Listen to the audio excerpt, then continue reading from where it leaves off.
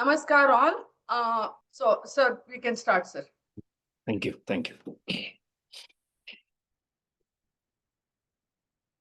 Akhandamandalakaram vyaptam yena characharam tatpadam darshitam yena tasmai shri gurave namaha apadamapahartaram dataram sarvasampadam lokabhiramam shriramam bhuyo bhuyo namamyaham dharmatma satyasandhascha Ramo Dasharathiryadi Paurushe cha Pratidvandvaha Sharinam Jahiravanim.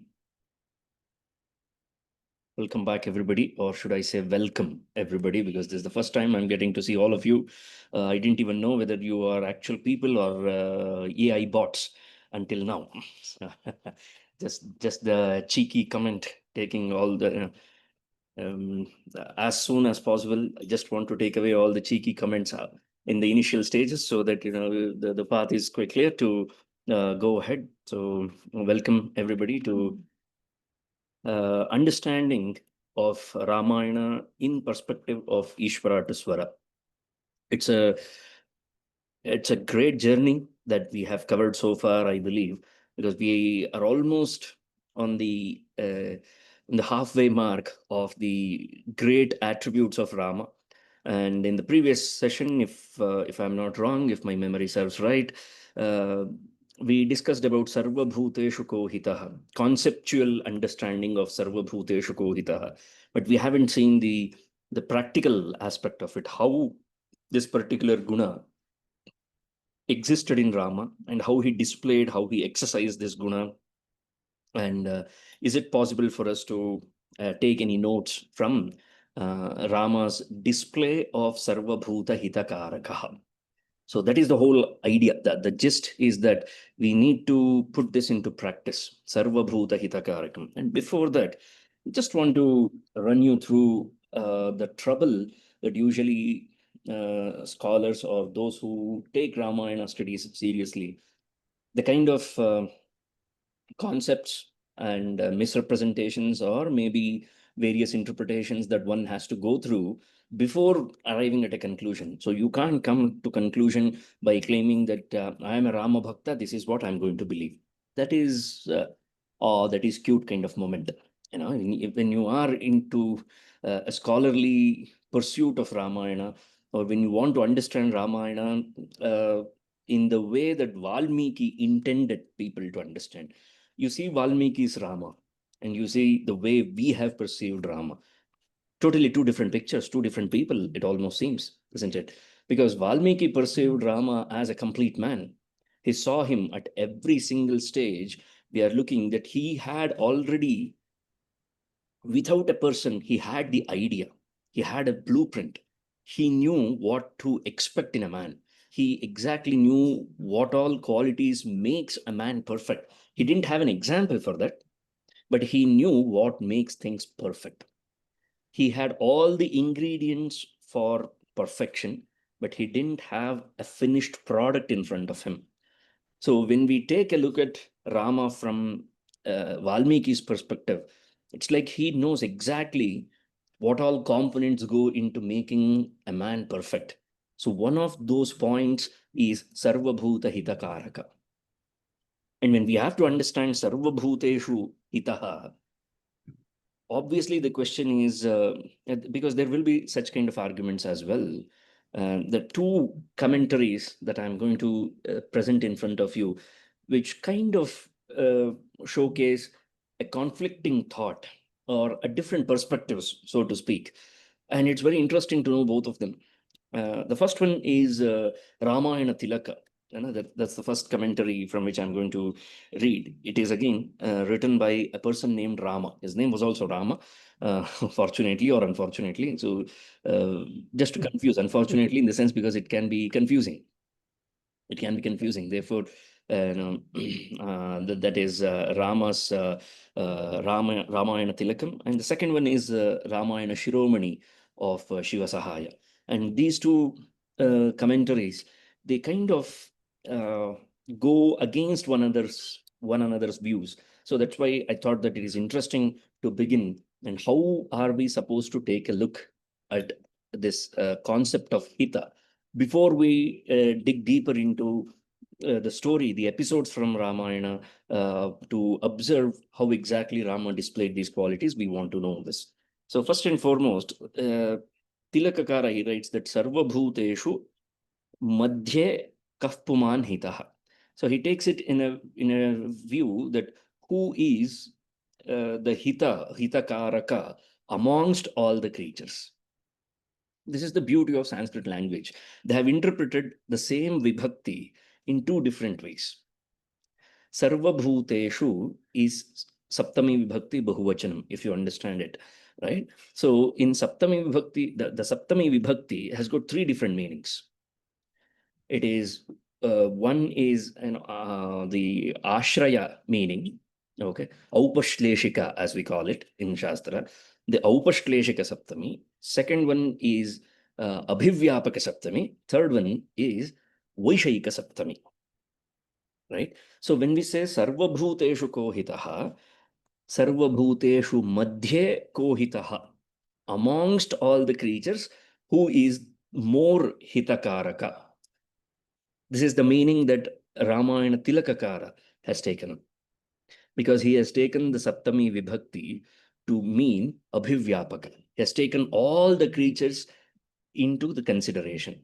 Every single creature is going to be considered for the analysis or for the conclusion of them being Hita. Who amongst all creatures is Hita? The best amongst all. That's the perspective from which he is looking. Therefore, he says that he describes Hita in a rather a good way, actually. He elevates that. The three things, the three dimensions that we have discussed, okay, the same three dimensions, but he has taken away one of them, he has reduced it to two. And his definition of Hita is quite encompassing, if I can say so, where he says that Aihika Mushmika Hita Vahaha. He who carries Vahati iti Hita Vahaha. He who carries that concept of Hita, that compassion, that pleasantness, in both Aihika as well as Amushmika. Aihika is where we are currently living, our current place, time, and circumstances. And Amushmika is even after we are long gone, this after we leave this mortal body, somewhere else where the Jiva travels without this body as well. In that place as well, whether we have this Hita or not, whether somebody cares for that aspect of life or not, is what he's actually looking at. As long as we are alive, okay, people will definitely care for us. No doubt about that. You cannot have any doubt about people caring for you as long as you are alive. Okay. Yavat pavanaha nivasati dehe. It's Bhagavad Pada Adi Shankaracharya for you. And nobody speaks sense to people like Adi Shankaracharya does. Doesn't mince his words at all. Doesn't care whether you get offended or not, or should we politely say it to people. Nothing. Straightforward. Yavat pavanaha nivasati dehe. Tavat. Up until then, everybody's happy. And what happens is Gatavati Vayu. Imagine that the prana Vayu is gone. From where? Gatavati Vayu Deha Pai. And Deha, that is Sharira, it crumbles down, falls down, the body falls down. Then Bharya Bibhyati Tasmin Kaya. We are soulmates. What soulmate? Nothing soulmating at all there. The concept of soulmates goes away. Bharya Bibhyati Tasmin Kaya. She gets scared of that body. She looks at that body and she is scared of that body. That's the truth of life, isn't it? So why I mentioned this is people will definitely care for you when you are still alive in a certain body and are functioning. If you have lost all functionalities, you will never get to know whether they are caring for you or not. They may have put you in ICU because of all the costly insurances that they have bought or the corporate has given them. Corporate offices these days, they offer medical insurances, like just like selling cakes. They offer medical insurances for you, your family, your support system, everybody. So just to encash the medical expenses incurred, just to ensure that you have used your medical insurance, and one might put them into, I'm just speaking harsh reality, don't take offense in all these things. So that could also be a chance, isn't it? But as long as you are alive and active, we have to add one more clause there. It's not just about being alive, but also being active. As long as we are alive and active, people do respect us. Few people may respect us, many people may respect us. It depends on how we are, but whatever it is. But as long as aihika jivana is going on, as long as we are in this world, active and alive, we are respected. People are pleasant to us. That hita, we can experience that. But is the same hita is sought by people when the body falls down and the jiva is without a body?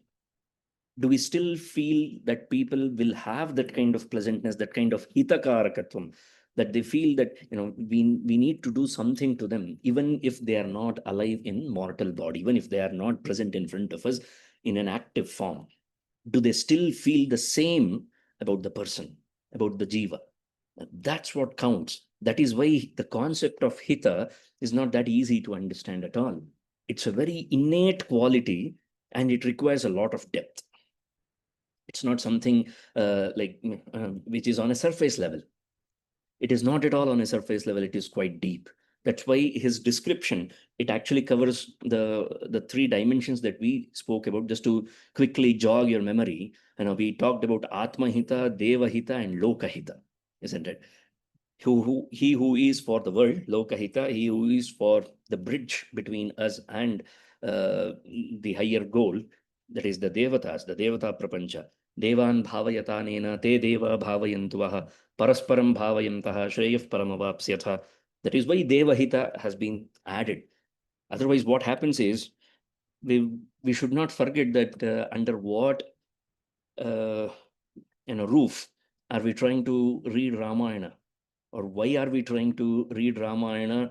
Iswara, Tuswara, all these things are fine, but what is the bigger theme? What is it that we are preparing ourselves? We are preparing ourselves for temple festival, isn't it? I mean, just a quick thought. We have to spare a thought. The temple is the place of divine. It is the abode of divine. And if we are not in harmony, in prosperity with the divinity, then nothing exists. All these things that we speak, that we do, are of no use. So therefore, keeping that in mind, I added an extra dimension. I'm very sure that Rama of Tilaka, the commentator, the Tilaka commentator wouldn't mind me adding this one more dimension. Because when I said Atma Hita and Loka Hita, that takes care of both Aihika and Amushmika. Aihika is Loka Hita, Amushmika is Atma Hita in another way. Okay. But the reason why we have added one more angle is just to ensure that we are not burning the bridges. We should not burn the bridges. This is the reason you see that when Krishna talks in the 18th chapter of Bhagavad Gita, Yajna Dana Tapah Karma Na Tyajyam Karyameva Tat. Yajna Dana Tapah Karma Pavanani Manishinam. Twice in a span of 3 shlokas, he reiterates the fact that Yajna, Dana, and Tapas, these 3 things are not supposed to be left by anybody. And he is talking in Moksha Sannyasa Yoga, by the way. So that highly indicates us that shows that the emphasis is always on the activities. The bridge is the divinity. The divinity is the bridge, and we should not burn that bridge. Therefore, Devahita is also required. We need to be in accordance, or we need to be in a good, cordial relationship with the Devatas. Devata Prakopa is never encouraged. We should not do that. We should acknowledge their presence. And for a very long time, we have failed to acknowledge that presence. For us, many a times, people who are in a sort of influential position, they tend to become the divine for us, isn't it? So, to say it in a very low level Kannada language, it's like a bucket hidiyadu. Or in Hindi, they say, my baap. Aap hi hamare my baap ho. It's like, you are everything. Tvameva mata cha pita tvameva is not directed towards the divine. It is directed towards a person who grants you everything. So that has, we have reduced this sort of idea of divinity, or we compare the divine with some people. I'm not saying that it is wrong. I'm saying is that we have to be more cautious. And even if you can see the divinity, isn't that the point? Isn't that the point? No, we see divinity in all creatures. You see the divinity in all creatures, no problem at all. But if you are going to disrespect the actual divinity, just by quoting that you see divinity everywhere, that is not going to cut the chase. That's not the way the cookie crumbles. Therefore, the Deva Hita should also be added. Just another stronger case to be presented in front of you, articulating now that the jury members are all alive and active, and I can see them. So I thought that maybe I'll have to reiterate my argument once again. That's it. And then he says that Aihikamushmika Hitavaha. I agree with Tilakakara up until here. The next part is where I feel that he's slightly illusioned or delusioned is what I feel. That's my personal opinion. Okay, he says that Ashatrubhyaha Hitakarakaha. Of course, a man is he opines. Tilakakara opines that Valmiki's question was about a person who has this hita in his mind for all the people, for both in Aihika as well as Amushmika, except Shatrus. See, that doesn't go well, isn't it? When you take away one portion, he says that Ashatrubhyaha. And he counter argues by saying that those people who say that Sarva Pranishu Saparadhishvapi, even after they have committed an error, even if they have wronged, and if somebody shows some compassion, some hita to them, if they do any hita to them, hita karanashila iti vyachakshate. And if someone says that that is the true definition of hita, he disagrees with them. Tattu hita yoge chaturthyapatte ayuktam. In that case, sarva bhutebhyo hitah evam vaktavyam iti tasya abhiprayah. Technicality, grammarian basically. Poor fellows, I tell you, what miserable life they lead, I don't know. But anyway, okay, I refrain myself from commenting such things. But so he says that if this is the intention, then Valmiki should have used that word in Chaturthi. He should not have said that Sarva Bhuteshu Kohitaha. He should have asked the question as Sarva Bhutebhyo Kohitaha. He has a valid point. Technically, he's correct. No doubt about that. Okay. But the same thing, the same idea can be understood by changing the way we look at the Saptami Vibhakti. So far, in what meaning we have looked at the Saptami, Sarva Bhuteshu, we have looked at in the terms of Abhivyapaka, where we have taken everything into consideration. Sarva Bhuteshu Madhye Kohitaha. We have taken everyone into analysis. And then we have asked this question. That is one perspective. The second perspective is Vaishayika Saptami. Sarvabhuta Vishaye, Sarvesham Bhutanam Vishaye. In the subject, in the context of all the creatures, or in other words, towards all the creatures, who is Hita? Who has that Hitakarakatvam, or who feels that Hita, or who seeks that Hita for all the creatures? That is more meaningful, isn't it? It is not like amongst the creatures who is Hitakaraka. It's not a competition. It's not that you're picking one from the many. It is like in the context of everybody, who is Hita? Who seeks that Hita for everybody? That is the beauty of Saptami Bhakti. The same Saptami Bhakti can be used in Vishaya as well. That's what he says. The second one, Shiva Sahaya, he mentions this as Sarva Bhuteshu. Okay. Aparadhayukteshwapi Hitaha. Sarvabhuteshu, can you say in Kannada wherein Sarvabhuteshu, Sarvabhuteshuಗಳಲ್ಲಿ ಎಲ್ಲ ಸಪ್ತಮಿ? ಮೊದಲನೇದಾಗಿ first commentary ಏನ್ ಹೇಳಿದೆ, ಅದರಲ್ಲಿ ಸರ್ವಭೂತೇಶು ಎಲ್ಲ ಜೀವಿಗಳ ಮಧ್ಯದಲ್ಲಿ ಯಾರು ಹಿತಕಾರಕ ಅನ್ನೋ ಪ್ರಶ್ನೆ ಅಂತ ಮೊದಲನೇ ಒಂದು ದೃಷ್ಟಿಕೋನ. ಎರಡನೇ ದೃಷ್ಟಿಕೋನದಲ್ಲಿ ಎಲ್ಲ ಜೀವಿಗಳ ವಿಷಯದಲ್ಲಿ ಯಾರು ಹಿತಕಾರಕ ಅಂತ. ವ್ಯತ್ಯಾಸ ಕಾಣಿಸುತ್ತಾ ಇದೆಯಾ? ಎಲ್ಲ ಜೀವಿಗಳಲ್ಲಿ ಯಾರು ಹಿತಕಾರಕ, ಎಲ್ಲ ಜೀವಿಗಳ ಮಧ್ಯದಲ್ಲಿ ಯಾರು ಹಿತವನ್ನು ಹಾ ಬಯಸ್ತಾರೆ ಅನ್ನೋ ಹಾ ಪ್ರಶ್ನೆ, okay. ಎಲ್ಲ ಜೀವಿಗಳ ವಿಷಯದಲ್ಲಿ ಯಾರು ಹಿತವನ್ನು ಬಯಸ್ತಾರೆ ಅನ್ನುವಂಥ ಪ್ರಶ್ನೆ. So the second one is more profound. If you think, if you chew it for a while, you will get to know that it is more profound than the previous one. I'm nothing against Tilakakara, by the way. It's just a matter of analysis, that's all. So what meaning should be taken ಅನ್ನೋದಕ್ಕೆ, ಯಾವ ತರ ಅರ್ಥವನ್ನು ತಗೊಳ್ಬೇಕು ಅನ್ನೋದಕ್ಕೆ.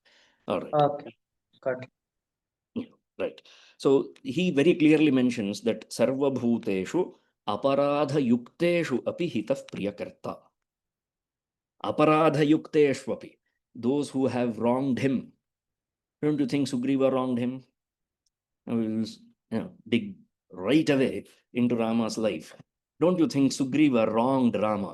When do you think seriously Rama had to remind, or even before Rama reminded him, there was some activities that had already happened from Sugriva's side? My question is, if you go through the Valmiki's Ramayana, if you see the story properly, it was not voluntary. It was provoked, it was reminded to him. Who reminded him? It was Hanuman who reminded him.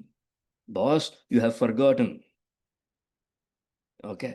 And he was aloof at that moment. He had completely forgotten. Sorry. Had Hanuman not reminded Sugriva, Sugriva would have definitely forgotten the thing. So there is a notion of this mistake that has been committed against Rama. No, utni dur jaane ki zarurat hi nahi hai. We don't have to go that far. Take the example of Kaikeyi. What wrong did Rama do to Kaikeyi? Was there anything at any given point of time that Rama had done to Kaikeyi which would have enraged her? Because this is exactly the question that Dasharatha asks Kaikeyi. You tell me, what wrong has Rama ever done to you? Has he not behaved well with you? He kind of respects you more than he does Kausalya. He always listens to you. And in spite of all these things, why are you so hell-bent on sending him away to forest? This was the conversation that Dasharatha had with Kaikeyi. Now, in this scenario, we know that there has been a bigger hand. There is a greater hand in work there. Lokahita has to be kept in mind. All those things, if we keep aside, and if we just take a look at the human emotion level, on a surface level, on a very basic level, if we try and understand the way Kaikeyi behaved, and not just that, okay. Now, let us say that Rama has understood the purpose with which Kaikeyi has said, because he has accepted that. He has never blamed her. Let me tell you another aparadha that Kaikeyi commits. It is something that can be resonating, or that can be equated or related with the beautiful lines of Bhavabhuti, where he says that api gravarodityapi vajrasya hridayam. These are the words of Bhavabhuti, where he says that when you hear the story of Ramayana, when you hear the sad story of Rama, api gravaroditi, even the rocks cry. Api dalati vajrasya hridayam, the strongest metal, vajra, even the diamonds will shatter down. That's how that's how profound the dukkha is, or shoka is. What happens is, now Rama has decided that he shall leave for forest. Lakshmana has agreed to accompany him. Sita too has forced herself into the mix. Now three of them have to leave. And each and every person of the royal family is present, including Dasharatha. Dasharatha is not able to speak. That's a different thing. But his presence is there. It is a valuable presence because he's witnessing all of these things with his own eyes. Okay. Kausalya is there. Sumitra is there. All the ministers are there. Vasishtha is there. Their Kula Purohita. Everyone is there. And in this time, at this time, Kaikeyi has the audacity to say that Rama has to leave to forest, because Dasharatha says that let him go with 1/4 of the Sainya with him. Let him go with some people, some treasury, something should be given to him so that people can take care of him. He was like, what will Bharata rule? Do you think I'm calling upon my son to rule for the empty buildings? No, I want my Bharata, my son, to rule a proper kingdom, and you can't give away 1/4 of the army to your son. That's when she brings the incident, or she draws the comparison to Asamanja. The way Asamanja was banished by his father, like that Rama should go to forest. This is the comparison that Kaikeyi said. That is an aparadha, isn't it? So, see, I understand that you are sentimental about your son. It's quite natural for a mother, isn't it? Don't say yes. It's not. Don't say yes to that. It's not. It means that you don't have that hitakaraka element still concretized in you. All right. But even if we ignore that for a second in Kaikeyi, that she wanted the Rajya to be with her son and son alone, but what right does it give Kaikeyi to wrongly accuse Rama, to even think of comparing him with Asamanja? Asamanja was a serious offender. You know the story of Asamanja, right? Asamanja was a prince who was maybe a little disturbed in mind, if I can say so. He used to he used to have a hobby kind of thing. The hobby was horrendous, so to speak. So any newborn baby in the kingdom, he would just roam around, go there, pick that newborn baby and throw it into Sarayu, and as it dies, he would laugh at it and enjoy. That's what Asamanja used to do. People got fed up. So they went and they complained to the king. And the king banished his son. He was the only heir. He banished him. He said, no, I don't want such a son. That is the Raghukula Riti Sadachali Ai. This is the Raghukula Riti. Not just about giving the word and following up the word, but this is also Raghukula Riti. And it is Kaikeyi who reminds this. At this moment, when Rama is on the verge of leaving to forest, she reminds that he must go like how Asamanja went, without anything. Okay, fine. Let Rama and Lakshmana go like foresters. It doesn't matter. At least Kaikeyi, Mane Sose, kind of feeling Kannada people usually get, Mane Magalo, kind of feeling, in our kot kalasbeku, like that. So something like that, Baduvali kind of feeling. So both Dasharatha as well as all the other ladies at that time, they all felt that at least Sita should not go like this. Let Sita wear all the jewelry and go. Kaikeyi said no. Even at that point, Kaikeyi said no. You have to remember that. Isn't that an aparadha? It is what wrong Sita has done to Kaikeyi, right? And she asks that she also needs to go like them. No jewelry, nothing giving. Not a single thing is going away from the treasury of Ayodhya. Okay, this is what greed does, you see. At this moment, there's a heart-wrenching moment where Sita, at that moment, in that place, in that circumstance, she was asked to wear a Narumadi Vastram, and she looks at Rama. Helplessly, she looks at Rama and says that, I don't know how the foresters drape their sari. I have not been trained in that. That was a heartbreaking moment. Nobody comes front. It was Rama who goes to Sita and helps her to drape that sari in front of everybody. That is not just embarrassing, that is quite hurtful to anybody. He's leaving, no? Anyway, he's leaving, but still, Saparadhishwapi, even to a person who had done all these things, who had spoken such kind of words.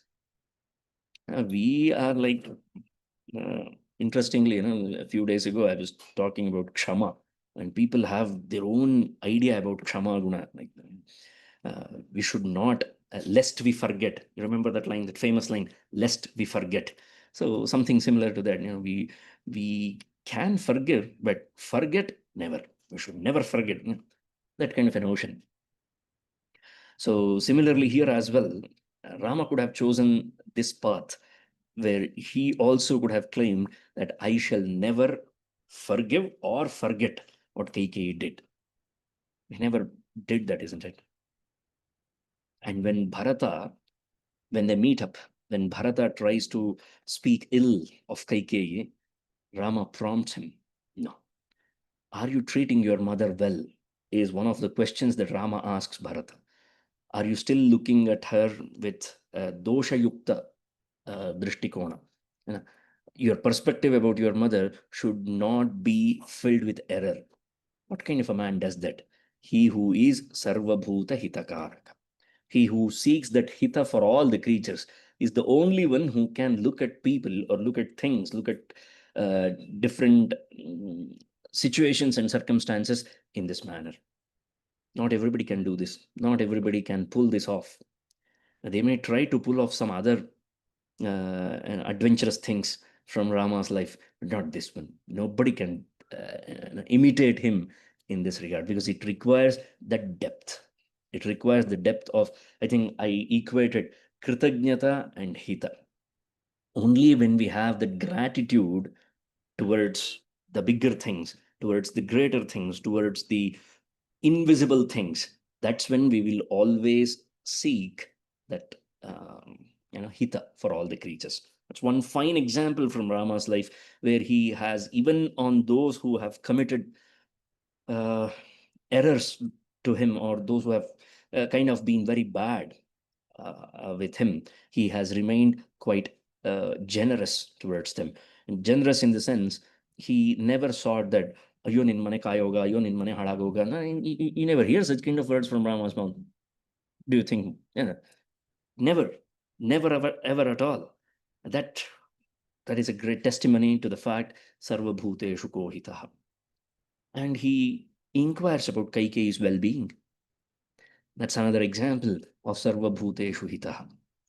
See, if just to give a mortal example, we were invited to our relatives' function, okay? And zyada se zyada, ಜಾಸ್ತಿ ಅಂದ್ರೆ ಜಾಸ್ತಿ ಏನಾಗಿದೆ ಅಂತ ಕೇಳಿದ್ರು. So when we were there, ನಾವು ಅಲ್ಲಿಗೆ ಹೋದಾಗ, ನೀವು ನಿಮ್ಮ ಪಂಕ್ತಿಲಿ ನೀವು ಊಟ ಕೂತಾಗ ನಿಮ್ಮನ್ನು ವಿಚಾರಿಸ್ಕೊಳ್ಳೋಕ್ಕೆ ಅವ್ರ ಮನೆಯಿಂದ ಒಬ್ರು ಬರಲಿಲ್ಲ. ನಿಧಾನಕ್ಕೆ ಊಟ ಮಾಡಿ, ಎಲ್ಲ ಚೆನ್ನಾಗಿದೆಯಾ, ಲೇಟ್ ಆಗಿದೆ, ತಡ ಆಗಿದೆ, ಹೇಗಿದೆಯೋ ಏನೋ, ನಿಧಾನಕ್ಕೆ ಊಟ ಮಾಡಿ ಅಂತ ಹೇಳಕ್ಕೆ ಯಾರೋ ಬರಲಿಲ್ಲ. ಅದಕ್ಕೆ ಕೋಪಿಸ್ಕೊಂಡ್ಬಿಟ್ಟಿರ್ತಾರೆ ಜನ. Tell me if I am wrong. Have you not come across these kind of situations at home? ಎಲ್ಲರ ಮನೆ ದೋಸೆ ದೂತೆ. Okay, I'm not suggesting that ನಮ್ಮ ಮನೇಲಿ ಈ ಥರ ಇಲ್ಲ, ನಿಮ್ಮ ಮನೇಲಿ ಮಾತ್ರ ಇದೆ ಅಂತ. In every house, this is the situation. This is how people would have reacted, or maybe overreacted. ಅಂಥ ಮಹಾಪರಾಧವೇ ಅದು. Do you think there's such a great crime that they could not afford to kind of come and inquire you, and people would hold that grudge against them for a very long time? Okay, when we keep such things in mind and compare sarva bhuteshu kohitaha, ಆಗ್ಬೇಕಿತ್ತು, ಸುಮ್ಮನಿರು, ಒಳ್ಳೇದಾಯ್ತು ಅವನಿಗಾಗಿದ್ದು. If something goes wrong with them, where is the hitakarakatvam? The people with whom we have a grudge, let us say, they have erred with us. They have committed an error with us. They have done something terrible with us. I agree. I understand. It may take a while for you to forgive them. I totally agree. But even after 20 years, even after 30 years, if something wrong happens with them, we don't even have the courtesy. And then we claim that we are humanitarians. ಬೀದಿಲಿ ಹೋಗೋ ನಾಯಿನ ಬಚಾವ್ ಮಾಡೋದ್ರಲ್ಲ humanitarian ಅಂತ ಕರೆಯಲ್ಲ ಯಾರನ್ನೂ. Very sorry. That's not how humanitarianism is counted, or that doesn't count as a humanitarian concern. Simple things that have happened with our life and we are not even able to overcome them. The small error and we hold the grudge forever. And if something goes wrong with them, and we viciously wish that something wrong may happen with them. How many times, to how many people have we not wished this? We have. So that exposes our flank, how deeply troubled we are. That exposes. That is the reason why sarva bhuta hitakarakatvam is not at all an easy attribute to to practice or to imbibe. It requires a lot of strength. requires a lot of maturity as well. One needs to be in a certain level to, in fact, feel like this. There are so many examples from the great lives of sadhakas, maybe Ramakrishna Paramahamsa, Ramana Maharshi, so many such examples where there have been people who have done wrong to them. Quite honestly, I mean, quite directly, they have done wrong to them. They have hurt them. And yet they have never once thought that they should diminish or they should be destroyed. Nothing like that. They still have that, like what, while describing the characteristics of a guru, Shankara Bhagavad Pada, he mentions ahetuka daya sindhu. A guru is ahetuka daya sindhu. He is an ocean of compassion. The daya is not the karunyam is not like any stream. Okay. It is like an ocean. But what sort of karunyam? That karunyam is ahetuka. There are two types of karunya that can exist. The first type of karunya is sahetuka. Some people, including us, we will also be quite good to people. Why we are good to people? We all know why we are good to people. A new neighbor, I'm very happy, very pally with them. The reason why I'm very close to them is because they have certain things which I don't have. And our mind calculates all these things. It's like, if I keep a good relationship with them, it will help me in future. This is our take. That's not true. That's not the way it should be, isn't it? So that is, we may show some compassion. We may show that we care for them. That hita that we show is not genuine, so to speak, because that is sahetuka, because it has got some intention behind it. There are certain things which are done without any reason. Ahetuka daya sindhu. That is what sarvabhuta hitakaraka means. This is the reason why, see, a person who is not at the level of an Atmajnani, who is not an Atmajnani, not at the level, he who is not an Atmajnani cannot possess this quality of Sarvabhuta Hitakaraka. It is impossible to possess this kind of quality, this kind of attribute, if they are not an Atmajnani. Impossible. And Rama truly was an Atmajnani that takes care of Amushmika, as Tilakakara puts it.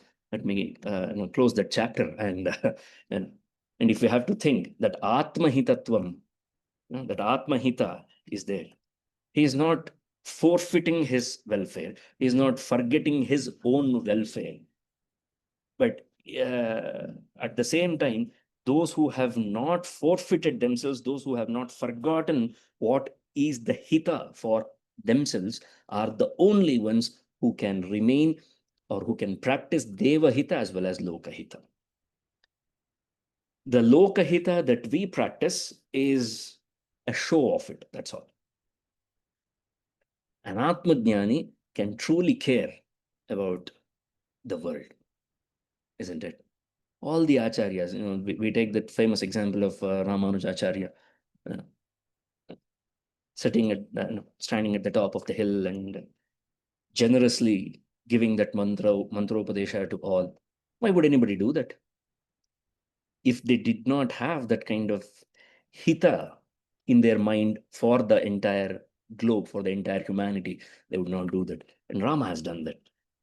The very fact that Rama walked the path of dharma, as Bhagavata puts it, what is the primary motto of Rama Avatara?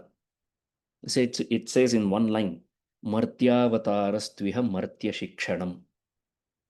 This is Martyavatara, this is Manushyavatara. And this Manushyavatara has happened for the sole cause of, sole reason of Martya Shikshanam, in order to teach, in order to educate the humans, not for any other purpose.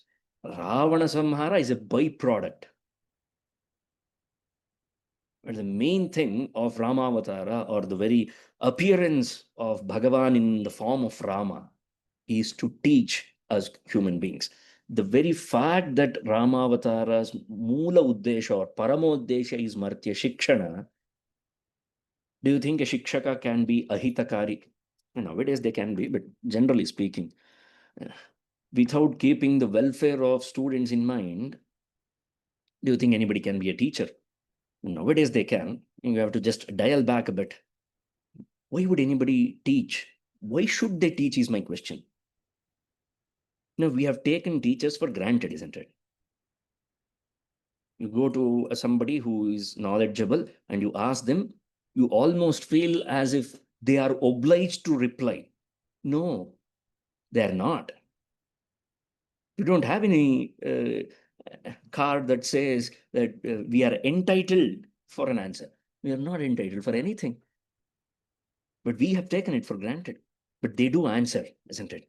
They never send you empty-handed because they have a quotient of hita in their heart. I'm not saying that that this is the reason why I asked in the last week to come up with examples where you have found that Atma Hita, Loka Hita, and Deva Hita. Now, these are some of the true places where you will find that Hita, the genuine Hita, Hita Karakatvam exists in them. And Rama has displayed all of it by the entire Ramayana is the episode for this attribute. In order to understand Sarva Bhuteshu Ko Hitaha, one has to go through the whole length of Ramayana. Only then we will understand that, yes, what is it that Rama wanted to speak or Rama wanted to tell us is the same thing. Follow your dharma. And how did he do it? And if he could have done it by himself and kept quiet, no. Do you think he needed to construct a bridge to cross the ocean? Do you think it was necessary? For the caliber that Rama had, let me not talk about divine powers and all these things. I don't like to speak like in those manners about Rama. The caliber that Rama had, it was not needed for him to construct because he wanted to do good. He sought the hita of all the people. Everybody wanted to contribute. He could see that. And the entire army of Sugriva, they wanted to contribute something. They wanted to be a part of this great thing that was happening. And you should not take that away from him, isn't it? The same kind of hita, which was displayed by Sita as well. We don't understand the depth of these characters most of the times. How long do you think seriously that Sita was helpless? And she says it herself while conversing with Hanuman in Sundarakanda, that destroying Ravana is not at all a job for me. It's like Baya Haath ka khel. In a second, I can destroy him. But that is not the intention. That is not how it should happen. Because there is a lot of hita involved in this great war. See, Saparadhishwapi, they have erred, but how do you bring them back to the fold? How do you ensure that they are back to the main fold? You need to show them the light, isn't it? Shiksha Vidyopadane, that shikshanam should be there. So in Dushta Shikshanam, when we talk about Dushta Shikshanam, I know the words are flowing quite, in a certain speed, but I hope you are able to follow the links in between. So that shikshana, if it has to happen, that shikshana happens only when there is sarva bhuta hita karakatvam imminent and innately present in oneself. If they don't have that hita karaka, sarva bhuta hita karakatvam in their heart, they can't do the shikshana part. And they for whom was the shikshana? For dushtas. Dushta means dosha yuktaha. Dosha yuktaha means those who have erred, those who have committed an error. You don't leave them. You bring them back to the fold. And if bringing them back to fold involves putting their mortal body down by throwing an arrow at them, you do that, whatever is necessary. It's just like, a doctor performing or a surgeon performing a surgery in order to remove the tumor. Sometimes the tumor requires just a medicine. Sometimes it requires surgery, isn't it? Whatever it takes. That is the idea. And that is how Sarvabhuta Hita Karakatva, Sarvabhuteshu Ko Hitaha is displayed. There was no prior engagement or prior understanding that existed between the Vanaras and Rama. But he wanted to stand by them. And yet another fine example, those who have laid their lives for him. There were two parties, no? Two oppositions were involved, two parties were involved in that great war. Ravana had given strict instructions that those who die in the battle, throw them into ocean. That's it. No honors or anything, bringing them back to Lanka, parading them, hero, nothing. Just throw them into ocean, as if just wiping them clean, then no record exists. Okay. Whereas Rama had specifically told not to throw any dead body into ocean. Said that at the end of the war, we would give them a proper burial kind of thing. The final rites have to be done in the right way, in the proper way. Isn't that Sarvabhuta Hitakaraka? To have that kind of hita, this is what exactly Tilakakara mentions, Amushmika. Those who care about the jiva even after they have left this mortal body. It's a very important science that one needs to understand, that the jiva, when it leaves this body, if this body, which was once upon a time its dwelling place, if it is not done, if it is not given a proper samskara, that jiva will not be able to proceed in its journey. That's the reason why Antyeshti is done. Right? And for this purpose, when a close family member fades away or passes away, it is one thing to perform the final rites for them because we owe them something. We tend to get a sense of a duty towards them. It is my responsibility as a son or as a daughter. I have to do this. It's a poor monkey that has died. He could have simply ignored them. No, that's exactly where Sarvabhuta Hitakaraka comes in. That monkey might have been a point of, that monkey might have died because of some no error from its own side. No reason, for no reason whatsoever. Kumbhakarna, you remember how Kumbhakarna appeared into the war field. He was mindlessly eating both from his side as well as on the Vanaras side. What did Vanaras do? They did not fight. They just remained. They were ready to run away. Most of them ran away, actually. And even those who were running away, he caught them and he ate them. It was against Yuddha Dharma, isn't it? But does that count? Or sometimes, some people committed an error. They forgot how to fight. It was their grave mistake that cost them their life. Oh, it is because of his own mistake that he has died. Let him suffer. No, right? Sarvabhuta Hitakaraka. And the greatest thing that comes is when the war is over and the Devatas appear and they ask that you have done us a great favor. Devahita, you see. His father was a great example for that. He had already set the tone because he was Dasharatha. He used to assist Devatas in the Devasura Sangrama. That runs in the bloody family, that runs in the family for them. He was not the first one. His father was not the first one and definitely not the last one. It runs in their entire family. That is the reason why Devahita. Do we not remember the great story of Dilipa? Great story of Dilipa that appears in Raghuvamsha. Kautsav prapede varatantu shishyaha. This is Raghukula Riti Sada Chaliyai.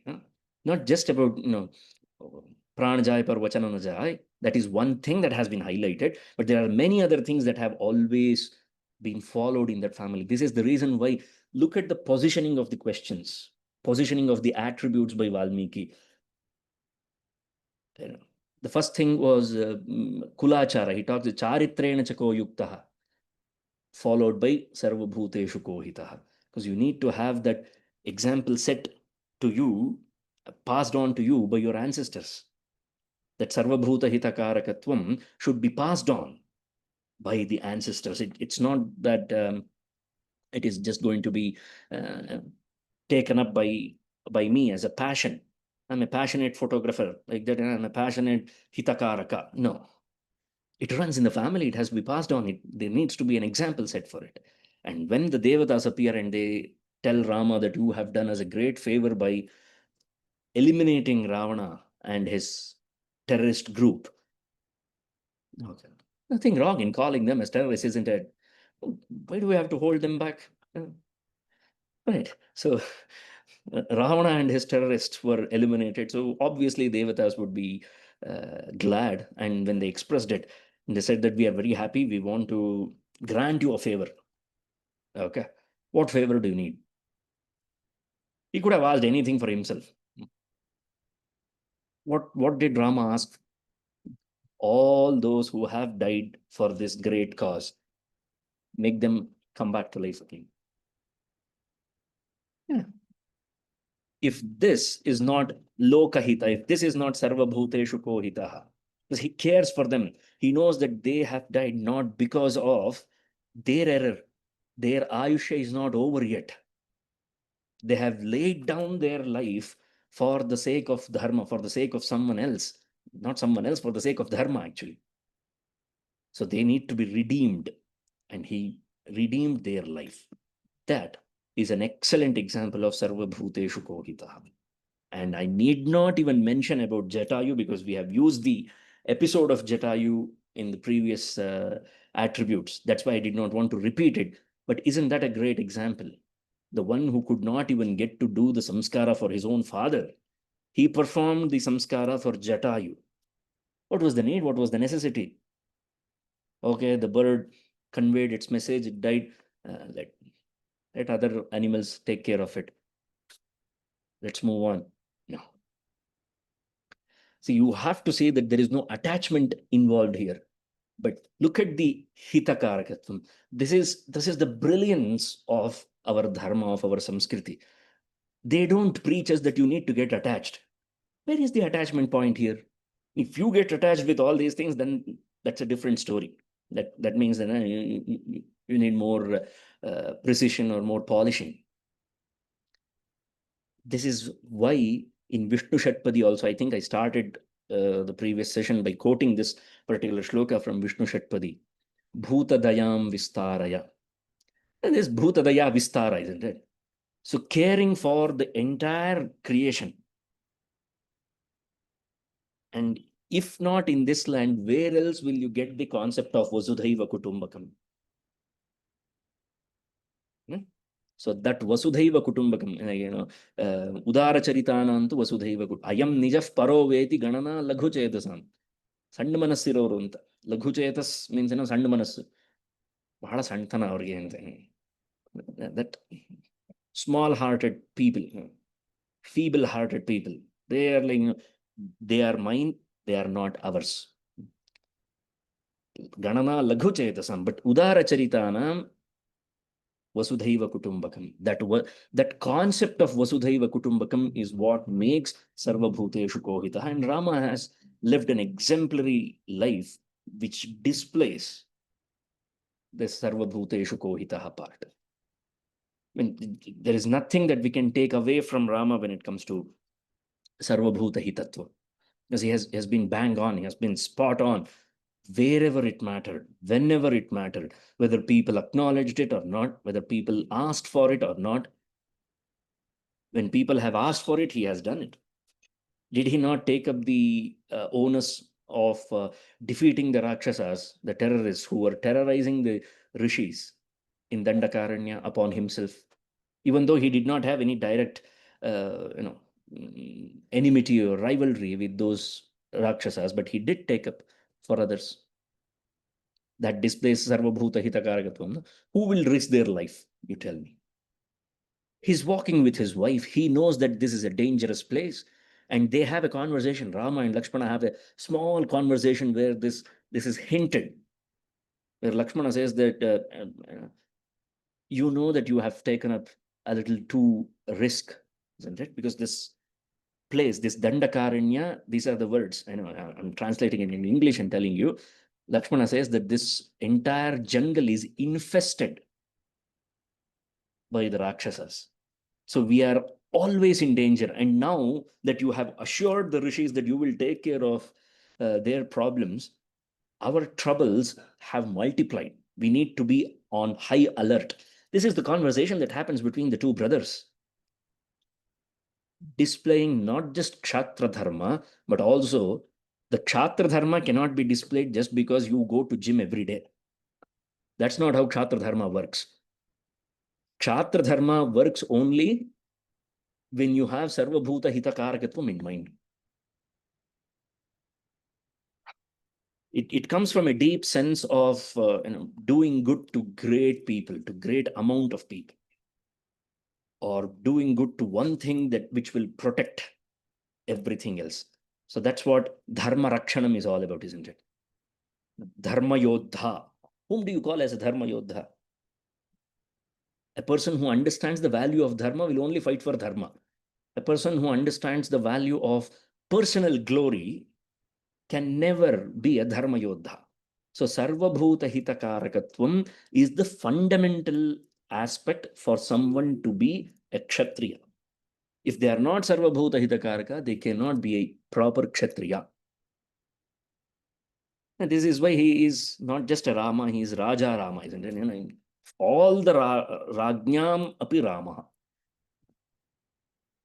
When they say that even the kings are kind of blown away by the display of Rama, by the way Rama has lived his life, it blows away even the greatest of great kings.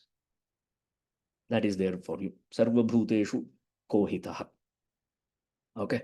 I think that's that I don't know if it was only a passionate articulation in front of you, or did it at least make some sense? Because as I said, he did not forget his Atmahita.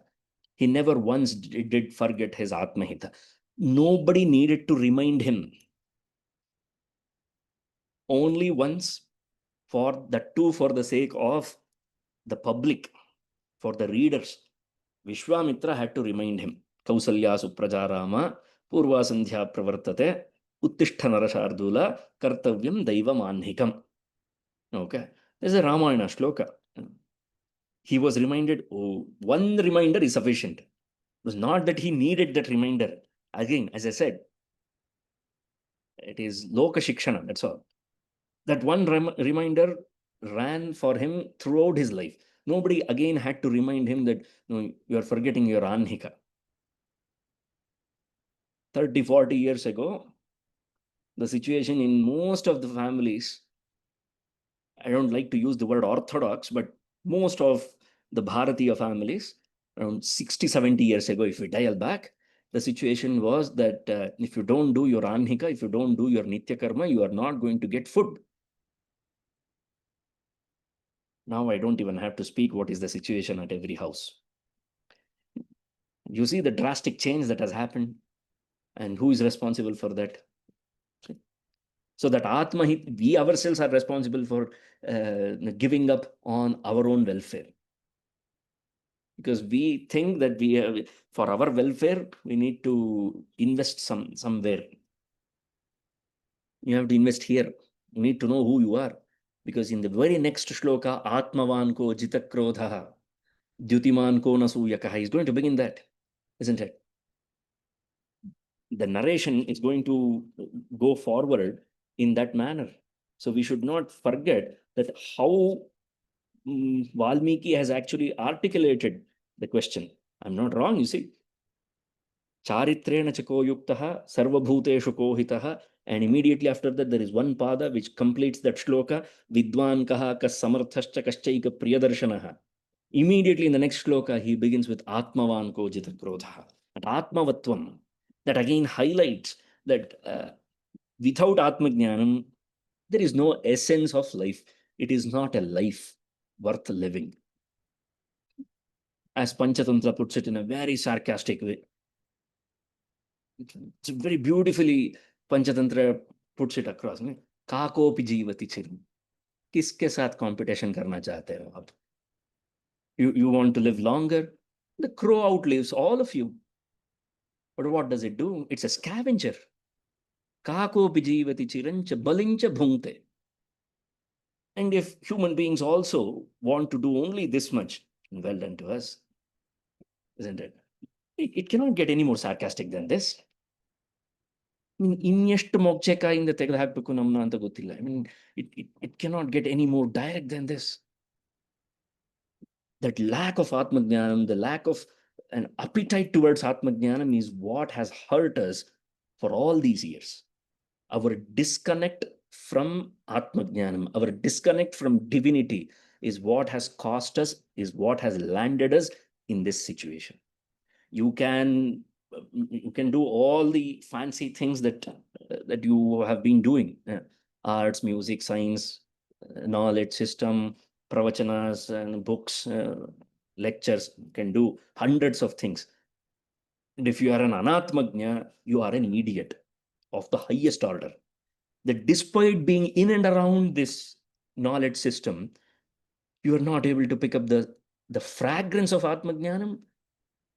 What sort of a foolishness is that? It's just like there is no difference between those people who are in and around the Indian knowledge system claiming great things and not worrying about Atmajnanam and dismissing Atmajnanam, saying that all those things are useless. It's more about science and technology. Shoot them, because they are already brain dead. If you are around Indian knowledge systems and you do not get the fragrance of Atmajnanam, you are no less than that cockroach that roams around the idol of Bhagavan. When you turn off the lights of Garbhagriha, does it get all the Jnanam? That's what we have been doing, running around the Indian knowledge systems and saying that we build ships. Okay, fine. We also were Atmajnanis, no? No connect to here at all. Nobody wants to connect there. I don't know what is wrong with us. No, you may dismiss me, you may hate me for saying all such harsh words. I really do not care. No Atmajnanam means no life. That's the motto. Yeah. Well, I made up a theme for my life. As long as I am permitted to speak, the only thing that I want people who listen to me to remember the words that I have spoken is Atmajnanam. That's it. If they remember anything else, I rather shoot myself before I shoot them. What is the use of speaking, you tell me? No, honestly, we are doing all these great things. We have such a fantastic system of Natya Kala, we have Sangeeta Kala, we have all these great Vidyas, we have Shilpa Kala. You appreciate, you definitely, you go and appreciate all the great things that our ancestors have done. How long will you keep on beating the trumpet? Gatakala the Vaibhava. How long will we keep on singing the praises of our ancestors? I'm not saying it with even an inch of disrespect towards our ancestors, but don't you think we have the same potential to become like that, to be an Atmajnani? No, we want that to be disconnected. Why? Because it is convenient, you see. You can sit in the fancy rooms and talk about all these things in the name of retreats and conferences and seminars and whatnot. It is not going to help unless we become quite serious about Atmajnana. There is no way. Oh, okay. All right. I think that the editors are here, then they will take care of things. But anyway, that brings us to the closure of Sarva Bhuteshu Kohitaha. So the conclusion is very simple. If there is no Atmahita involved, you can't expect either Devahita or Lokahita. It cannot be. Lokahita cannot happen. Devahita cannot happen at the cost of Atmahita. Uddhared Atmanatman. That's the point. Now, I think we have around 15 minutes, I guess. So we'll take some questions. There are 2 already on the chat box. Sorry, sir, I take back my question. Oh, I really? got to know. What the answer? It's a self-realization wherein Oh. Atma is Atma to be kept as the most prioritized way. Absolutely, sir. Without a doubt. But in reality, we tend to drive for the luxury and we forget this thing, how to come back to this point. That's the right question that you have asked. That is the burning question that we need to ask. That's why I said that we should not burn the bridges. Temples are those places which would remind us at every nook and corner that Atma Jnanam. And you have to drive towards that realization of Ishvara. Ishvara is nowhere else. Ishvara is here, no? Hriddeshe Arjuna Tishtati. Ishvara Sarva Bhutanam. Hriddeshe Arjuna Tishtati. So there was a driving force which was all kept together, which was all put in one place. That was Devalaya. And if we observe the Devalaya, Kala, Devalaya, Shilpa, all the things related to Devalaya, it serves as a daily reminder for us that this is what you are out to be, you're supposed to be. So if we are in the right direction, you keep going to the temples, you get the right message, and you keep imbibing it, keep practicing it, keep reminding yourself. That is what samadhanam actually means. Samadhanam is placing oneself in such a way on a daily basis where we do not forget what is the ultimate purpose, that we should not get disconnected from Ishvara. We should always remain connected with Ishvara. So that's the whole purpose. Okay. Okay. All right. So one question by Simantini ji. In one of the previous classes, you mentioned that Sita was dressed in best clothes and all the jewelry during the exile. Some of the jewelry, some of the Gupta jewelry. That's a very good question. Very I Simantini ji. guess that was gifted by Anusuya wherein she met Yeah. in the Yeah, forest. that was during the course of their Vanavasa. It was gifted to her. And not just that, there's another interesting thing. I think in Kannada we have this a story, I guess, Chandramatiya Mangalya. I don't know if you have heard. I might be wrong with the name. Harishchandra's wife. She had a Mangalyam which was invisible to others. So that's a story, very popular story that they say, that I have heard this from my teachers and from my elders, that once upon a time that Mangalyam was supposed to be hidden from others. ನೋಡ್ರಿ ನಾಲ್ಕೇಳೆ ಸರ ಮಾಡಿಸ್ಕೊಂಡಿದ್ದೀನಿ ಮಾಂಗಲ್ಯಕ್ಕೆ not like that. So it was supposed to be kind of hidden from the public eye. So what I'm trying to say is every woman used to have a Gupta abharanani as well, a hidden abharana as well. Apart from whatever was gifted to Sita by Anasuya, that is a different thing. But even otherwise, women used to have some Gupta abharanam as well at all times. Because that is the whole concept of abharanam, you see. That which can be removed on a regular basis is not called as abharanam. That is called as fancy. Abharanam is something that remains on us for a longer period of time because it holds us together. Asamantat bibharti iti abharanam. Bharanam means to protect, to nurture, to nourish us. So asamantat bibharti, that which nourishes us entirely, that is called as abharanam. So in that purpose, she had, and of course, technically as well, as Gaganji mentioned, she was bestowed with so many abharanas by Anasuya. So that was there. Despite being Hitakarika, what did Rama cherished or enjoyed stayed, what Rama benefited with Dharma. He carried all the harsh situation. Yeah. I think you have got the answer now. I don't have to go with the answer. See, even the idea that he suffered or he went through a lot of misery, I think we are looking only at that part, only at that portion where he actually went through loads and loads of struggles. We are forgetting that how he remained sane throughout this struggle. We are not trying to focus there. He never lost himself. He was never diagnosed with depression. No depression in Rama. He never wanted to run away. He never wanted to say that to hell with Raja Dharma. Let me take this. Never hear him whine or complain about following dharma. So that is the greatest strength, or greatest lesson that we need to draw from Rama. But how he remained in dharma in spite of all these troubles and struggles and dukkha. And dukkha parampara, no? Bhavabhuti puts it like nobody else can compare Rama's dukkha, Rama's karuna, like how Bhavabhuti has done. Okay. Putapaka pratikasho ramasya karuno rasaha. That's how he puts it across. Putapaka pratikasha. You take a pot, an earthen pot, madke, and you place it on the fire. And you have put something. Rama was put there inside that pot where it is being given fire, and it is closed upon, and it is kept inside the fire. Just imagine. That is how Rama's Karuna Rasa was.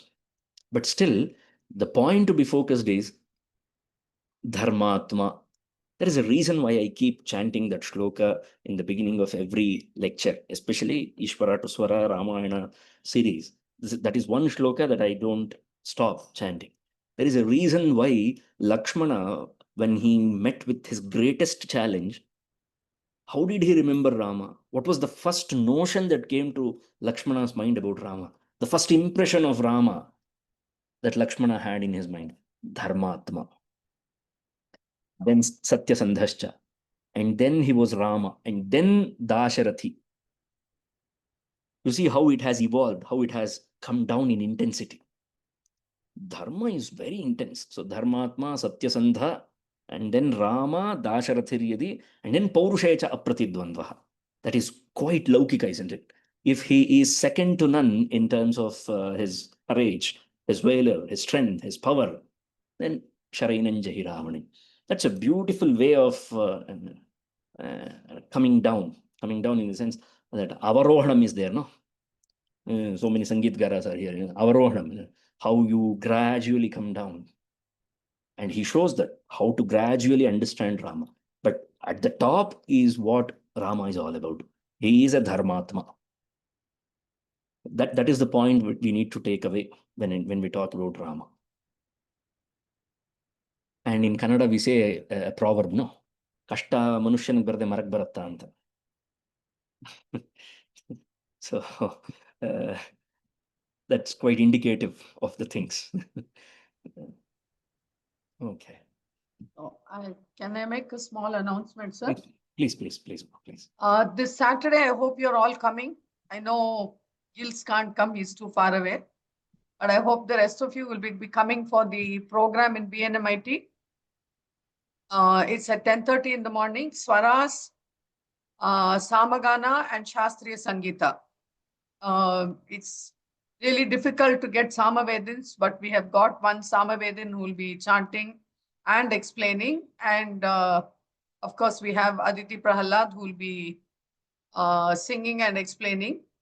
And whoever is an artist or anybody, everybody just bring along your, papers and pencils and draw, color, whatever comes to your mind. So if you haven't registered, please register. Please come on this Saturday. And then we meet again next Thursday. Sir, please give the homework. Yeah, the homework would be the completion of the task that I had given in the previous week, because the response has been very poor. Only two people actually respond. Now that they have seen me, I have seen them. They're all quite young. They don't seem to be quite incapable or unable to to write a few words on all these things. They are all very smart, very bright, brilliant people. So a repetition of the same assignment. I wish to see some more active participation on the group as well, where you post your responses, and it's better to be interactive that way, so that it should not remain, Ramayana should not remain as a theory. Okay, the question was how do you find the three dimensions of hita in your day-to-day life? In our day-to-day life, where do we find Atmahita, Devahita, and Lokahita? What activities express this Atmahita, Devahita, and Lokahita? The two answers that we have got, they have been very good. They have covered most part of it. I was expecting more on the Devahita part, but still, Lokahita they have managed to crack. I think everybody manages to crack that Lokahita part, but it's more about Atmahita and Devahita. I want you to focus more on that. So that will be great. Satatam Atmavat Pashyat. Yeah, of course. Of course. The very definition of swastha in Ayurveda talks about all those things. Prasannatmendriya manaha. Prasannatma. And Gita, Prasade sarva dukkhanam hanirasyopajayate. Prasanna chetaso hyashu buddhirviti tarishyati. All those things. So yeah, you're absolutely right. So that Atmahita, Lokahita, and Devahita, they have to be observed and explained. Very simple. You can write in your own language as well, no problem. Now with the invent of ChatGPT, it should not be a problem to understand your mother tongue either. So it's just about how dedicatedly you will come up with all these things. Because I'm very sure that if you practice this kind of thing, whether you forget the tiny details of Ramayana Katha, it doesn't matter. I'm being very honest with you. But if you forget these 16 attributes, then everything is lost. Then you can't claim that you know Ramayana if you forget these 16 qualities. So I don't want any of us to forget these 16 qualities. So the only way to ensure that we don't forget these 16 qualities is if we can establish a connection with our own life of these 16 qualities. We absolutely have room for all these 16 qualities in our life. We just haven't explored it, that's all. Okay, so the same thing for next week as well. I hope to see more enthusiastic responses before the next session.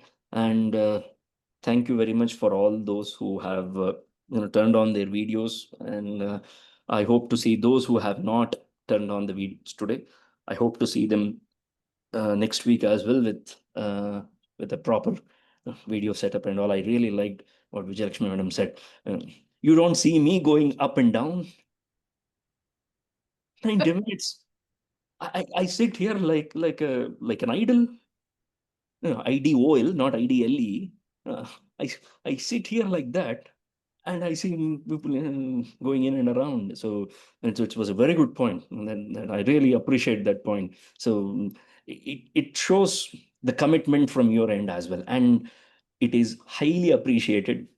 So please do continue to follow in good numbers from next week onwards as well, with your faces. It's better to see some glowing faces. You have no idea how difficult it is to see the same face here. It's like talking to mirror. Yeah, see, talking in front of mirror works only when you are in high school, when you are preparing for your debate competition. Oh, I have left my high school long ago. I'm fed up of this face. I want to see your bright faces. Okay, so please do come with your faces bright and brilliant so that we But can. I really appreciate. They've all been really nice. Everybody has sat very quietly. Yeah. No disturbances. Yeah. So we can continue with the same panel setup. Absolutely. Okay. Okay. Okay, sir. You can Thank you. say the prayer. कायेन वाचा मनसि Manase. वा बुद्ध्यात्मना वा प्रकृते स्वभावात् करोमि यद्यत् सकलं परस्मै नारायणायेति समर्पयामि।